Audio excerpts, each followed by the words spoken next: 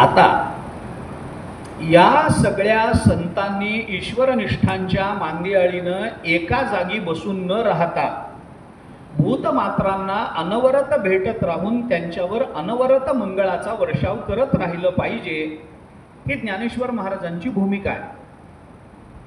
आपण पहिल्या वर्षी बोललो होतो, वसायदान सुरू केलं त्याच्या पहिल्या वर्षी आपण बोललो होतो, आपल्याला आठवत असेल. तुमच्या स्मरणशक्तीवर विश्वास आहे माझा, पण मला लक्षात यावं म्हणून पुन्हा सांगतो. काय पसायदानाचा विचार करताना हे सगळं ज्ञानेश्वर महाराजांनी सांगितलं, मागितलं, त्याच्याबद्दल काही दुमत नाही, ते परिपूर्ण आहे वगैरे वगैरे, हे सगळं खरं आहे. पण पसायदानामध्ये मागितले